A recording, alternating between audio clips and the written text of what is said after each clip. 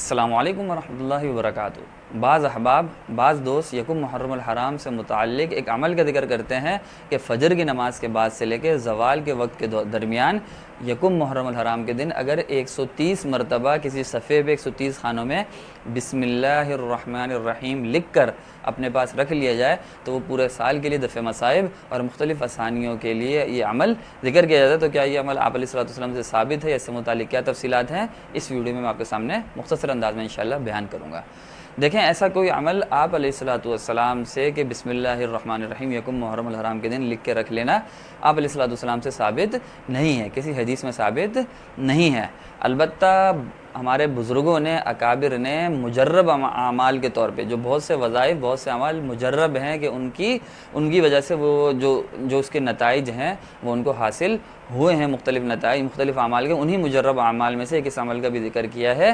وہ عمل کیا ہے کہ 130 مرتبہ نہیں، مفتی شفیع عثمانی رحمہ اللہ جواہر الفقہ میں لکھتے ہیں کہ 113 مرتبہ یکم محرم الحرام کے دن کسی بھی وقت، یکم محرم الحرام کے دن کسی بھی وقت 113 مرتبہ بسم اللہ الرحمن الرحیم کسی صفحے پہ لکھ کر اپنے پاس رکھ لی جائے تو یہ مختلف آسانیوں اور کشادگی رزق کے لیے مجرب عمل ہے پورے سال کے لیے۔ تو ہر سال اگر یہ عمل سنت سمجھ کے نہیں، آپ علیہ الصلوۃ والسلام کا معمول یا آپ علیہ الصلوۃ والسلام کا عمل سمجھ کے نہیں، ایک مجرب عمل کے طور پہ بزرگوں نے ایسا کیا ہے، اور یہ کوئی لازم یا فرض عمل نہیں ہے، بزرگوں نے کیا، اس طور پہ آپ بھی اس کو بسم اللہ الرحمن الرحیم کی کیونکہ برکت اور اس کی عظمت اور اس کی جلالت شان تو ہم سب کے اوپر واضح ہے، وہ انتہائی بابرکت الفاظ ہیں۔ قرآن کریم کے سب سے پہلے الفاظ سورہ فاتحہ سے بھی پہلے بسم اللہ الرحمن الرحیم سے آغاز ہوتا ہے۔ حضرت سلیمان علیہ السلام کے خط میں بھی انہ من سلیمان و انہ بسم اللہ الرحمن الرحیم کا ذکر قرآن کریم کے نص میں موجود ہے۔ اس کی مختلف برکات مسلم ہیں، اسی طور پہ اس کو تجربے کے طور پہ یہ عمل ذکر کیا جاتا ہے۔ تو اگر یکم محرم الحرام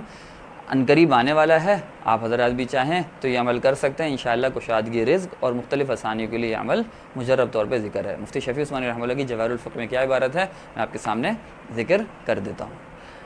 حضرت مفتی اعظم رحمہ اللہ فرماتے ہیں، جو شخص محرم کی پہلی تاریخ کو 113 مرتبہ پوری بسم اللہ الرحمن الرحیم کاغذ پر لکھ کر اپنے پاس رکھے گا، ہر طرح کی آفات اور مصائب سے محفوظ رہے گا، مجرب ہے۔